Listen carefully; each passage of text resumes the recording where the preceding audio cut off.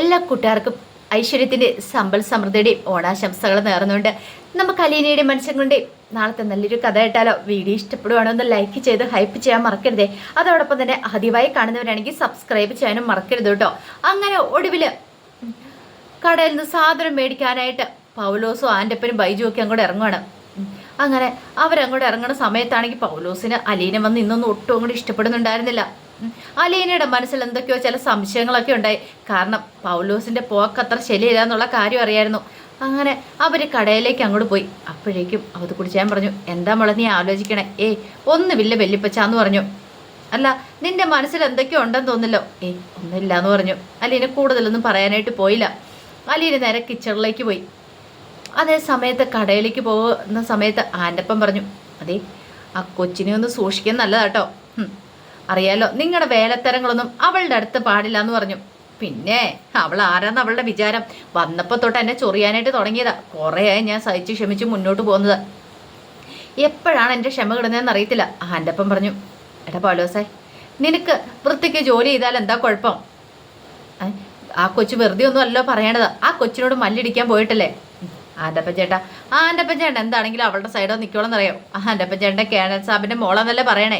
ഏത് വകയിലുണ്ടായ മോള്? ആര് കണ്ടു ഇതൊക്കെ എവിടുന്ന് വന്നതെന്ന്? ഒരു സുപ്രഭാതത്തിൽ പൊട്ടി മുളച്ചിരിക്കുന്നു.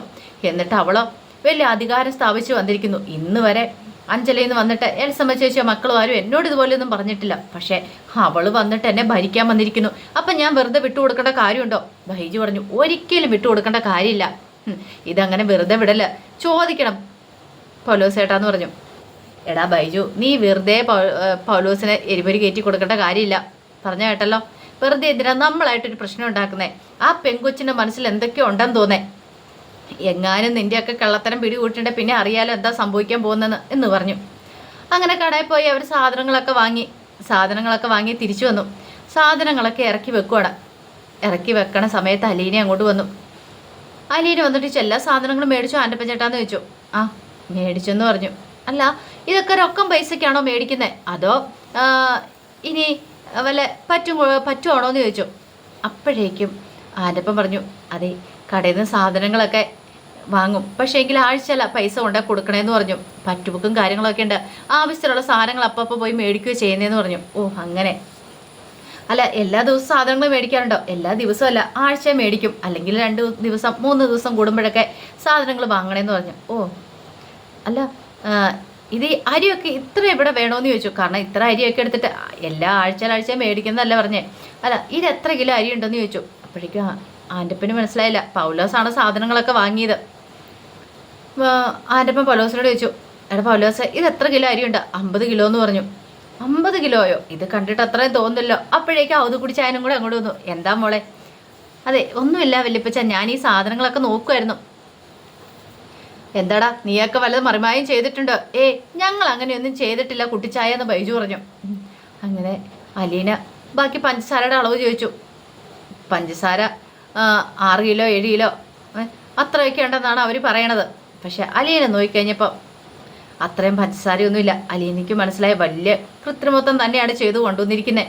അങ്ങനെ എല്ലാ സാധനങ്ങളും ഇവർ പറയുന്ന അത്രയും തൂക്കവും കാര്യങ്ങളൊന്നുമില്ല. അലീനയ്ക്ക് സംശയമായി.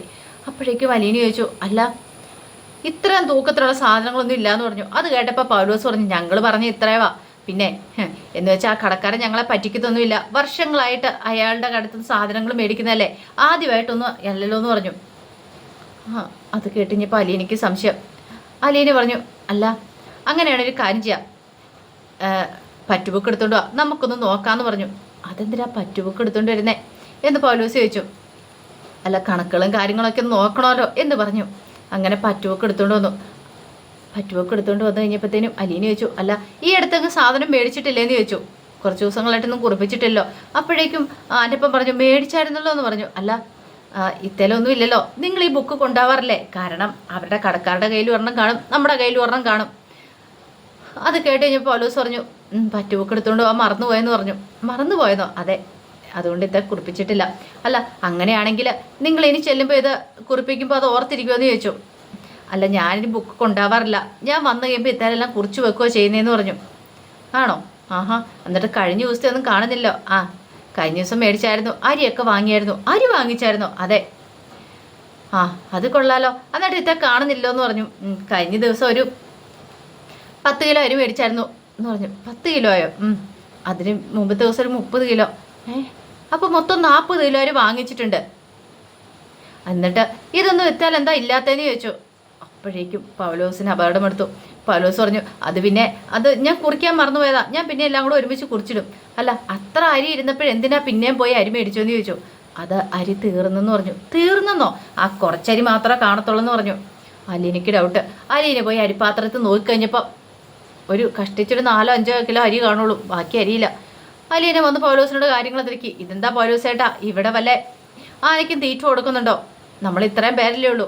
പിന്നെ വല്യപ്പച്ചേട്ടൻ 2 ദിവസം ഇല്ലായിരുന്നു താനും. ഞാനാണ് ഉപവാസത്തിലായിരുന്നു ഇടയ്ക്ക്. പിന്നെ ഇത്രയും അരിയൊക്കെ ഇവിടെ വെച്ചിട്ടുണ്ട്, ആര് കഴിക്കാനാ?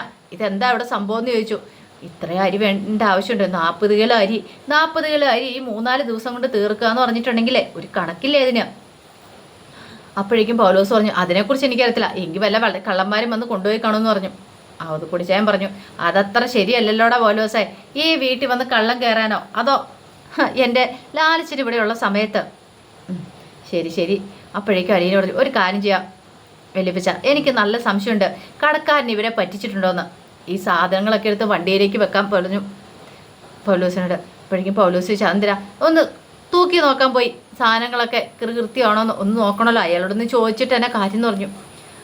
അത് കുടിച്ചായ നീയൊക്കെ വലുതും കാണിച്ചിട്ടുണ്ടോ? കള്ളത്തരം കാണിച്ചിട്ടുണ്ടോ ഇപ്പോൾ പറഞ്ഞോളാൻ പറഞ്ഞു. ഇതെന്താ കുടിച്ചായ, അങ്ങനെയൊക്കെ ഞങ്ങൾ ചെയ്യുമോയെന്ന് ചോദിച്ചു. പിന്നീട് ബൈജുവിനോട് പറഞ്ഞു, എടാ വണ്ടി എടുക്കടാന്ന് പറഞ്ഞു, സാധനങ്ങളൊക്കെ കയറ്റി വെച്ചിട്ട്. അങ്ങനെ ഒടുവിൽ മനസ്സോടെ പൗലോസും ബൈജു എല്ലാവരും കൂടെ ചേർന്നിട്ട് ജീപ്പിലേക്ക് സാധനം കയറ്റി വെച്ചു.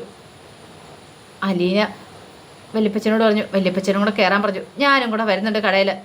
കുട്ടിച്ചാന് ഭയങ്കര ഇൻട്രസ്റ്റ് ആയി. കാരണം കുട്ടിച്ചാനും തോന്നി അത്ര അരിയും കാര്യങ്ങളൊന്നുമില്ല. അലീന അറിയത്തില്ലാത്ത കാര്യത്തെക്കുറിച്ച് ഇത്ര ദൃഢമായിട്ട് പറയത്തില്ലല്ലോ. അങ്ങനെ അവർ കടയിലേക്ക് പോകുന്ന സമയത്ത്, ഇറങ്ങുന്ന സമയത്ത് ഗേറ്റിൻ്റെ അവിടെ എത്തിക്കഴിഞ്ഞപ്പോഴത്തേനും കുട്ടിച്ചാൻ ചോദിച്ചു, എടാ നീയൊക്കെ കള്ളത്തരം കാണിച്ചിട്ടുണ്ടോ? ഇല്ല എന്ന് പറഞ്ഞു. അലീന പറഞ്ഞു, ഈ ഗേറ്റിൽ നിന്ന് വെളിയിൽ ഇറങ്ങുന്നോടം വരെ സമയമുണ്ട് നിനക്ക് സത്യം പറയാനായിട്ട്. നിങ്ങൾ എന്തേലും കള്ളത്തരം കാണിച്ചിട്ടുണ്ട് ഇപ്പം പറഞ്ഞോണം, പിന്നെ അത് പറ്റില്ല എന്ന് പറഞ്ഞു. അവർ പക്ഷെ ഒന്നും മിണ്ടിയില്ല. ഒടുവിൽ എന്ത് ചെയ്തു, നേരെ കടയിലേക്ക് വണ്ടി ഇല്ലോടെ, സ്ഥിരം മേടിക്കുന്ന കടയല്ലേ. അങ്ങനെ ചെന്നിട്ട് കുട്ടിച്ചായൻ പറഞ്ഞു, അതെ ഇന്ന് മേടിച്ച സാധനങ്ങളെ ഇതൊന്ന് ഇത്തേലേക്ക് കുറിപ്പിക്കാൻ പറഞ്ഞു, പറ്റുബുക്കയിലേക്ക് കുറിച്ച് തരാൻ പറഞ്ഞു. അങ്ങനെ കടക്കാരൻ കുറിച്ചു കൊടുത്തു. അലീനി അത് വാങ്ങി നോക്കി. അരി 50 കിലോ, പഞ്ചസാര 10 കിലോ എന്നൊക്കെ പറഞ്ഞുകൊണ്ട് ഇങ്ങനെ എഴുതി വെച്ചിരിക്കുക. അപ്പോഴേക്കും അലീന പറഞ്ഞു, അത് ചേട്ടാ ഇത്ര സാധനങ്ങളില്ലല്ലോ ഇതിനകത്തെന്ന് പറഞ്ഞു. സാധനങ്ങളില്ലേ, സാധനങ്ങൾക്ക് തൂക്കം കുറവാന്ന് പറഞ്ഞു. അതെൻ്റെ കുഴപ്പമല്ല എന്ന് പറഞ്ഞു. നിങ്ങൾ വീട്ടിൽ ചിലപ്പോൾ സാധനങ്ങൾ എടുത്തു വെച്ചിട്ട് ബാക്കി കൊണ്ടുവന്നായിരിക്കും എന്ന് പറഞ്ഞു. അലീന പറഞ്ഞു, അതിൻ്റെ ആവശ്യമൊന്നും ഞങ്ങൾക്കില്ല എന്ന് പറഞ്ഞു. അത് മാത്രമല്ല, ബാക്കിയുള്ള കടേനേക്കാളും കൂടുതൽ വിലയാണ് ആ കടയിൽ ഇട്ടിരിക്കുന്നത്. അലീനയ്ക്ക് ഡൗട്ടായി. അലീന തൊട്ടപ്പുറത്തെ കടയിൽ പോയി സാധനങ്ങളുടെ വിലയൊക്കെ ചോദിച്ചു. അലീനയ്ക്ക് മനസ്സിലായി ഈ ആളും കള്ളത്തരം ചെയ്യാൻ കൂട്ടിയിരിക്കുന്നുണ്ടെന്ന്.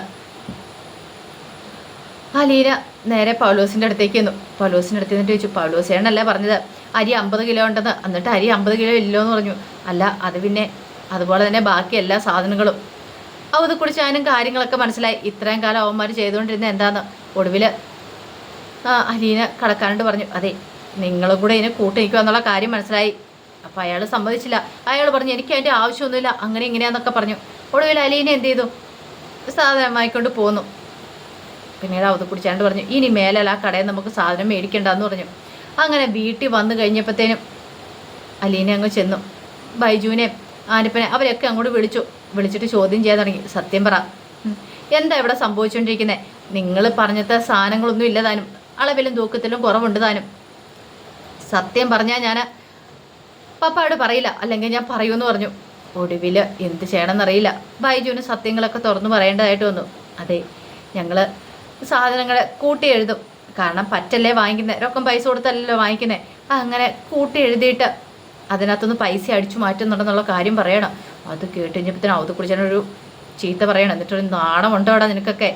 നീയൊക്കെ ഇത്രയും കാലം ഇവിടെ നിന്നിട്ട് ഇത്തരക്കാരാന്നുള്ള കാര്യങ്ങൾ അറിയണ്ടായിരുന്നില്ല. ഇതെങ്ങാനും എൻ്റെ ലാലിച്ചൻ അറിഞ്ഞിട്ടുണ്ടല്ലോ, നിന്നെ ഒന്നും ബാക്കി വെച്ചേക്കില്ല. അയ്യോ കുട്ടിച്ചായ പറയല്ല. എടാ പിന്നെ നീയൊക്കെ എന്ത് പരിപാടിയാടാ കാണിക്കുന്നത്? സ്വന്തം വീട്ടിൽ നിന്ന് കക്കുന്ന പോലുള്ള പരിപാടിയല്ലേ കാണിച്ചേ? ഇത്രയും കാലം നിന്നോടൊക്കെ വിശ്വസ്തത പുലർത്തിക്കൊണ്ടിരുന്നല്ലേ, എന്നിട്ടാണോടാ നീയൊക്കെ ഇതുപോലത്തെ തരം വഴിത്തര കാണിക്കണേന്നൊക്കെ പറഞ്ഞുകൊണ്ട് ഭയങ്കരമായിട്ട് കിടന്ന് ചീത്ത പറയാണ്. അപ്പോഴേക്കും അലീനയുടെ മുന്നിൽ വന്നിട്ട് മഹേജ് പറഞ്ഞു, എൻ്റെ പൊന്നുമോളെ ദൈവത്തെ ഓർത്ത് പറയരുത്, പറഞ്ഞിട്ടുണ്ടെങ്കിൽ ജോലി പോകുന്നൊക്കെ പറഞ്ഞു. പൗലോസിന് എന്ത് ചെയ്യണമെന്ന് അറിയത്തില്ല. പൗലോസ് ആകെപ്പാടെ വിളറി വെളുത്ത് നിൽക്കുകയാണ് എന്നുള്ള അതിൻ്റെ കഥകളൊക്കെയാണ് നമ്മൾ കാണാൻ പോകുന്നത്. ആ വിശേഷങ്ങൾക്കായി നമുക്ക് എല്ലാവർക്കും കാത്തിരിക്കാം കേട്ടോ. ഒരിക്കൽ കൂടി എല്ലാവർക്കും നല്ലൊരു ഓണ ദിവസം ആശംസിച്ചുകൊണ്ട് നിർത്തുന്നു. നന്ദി.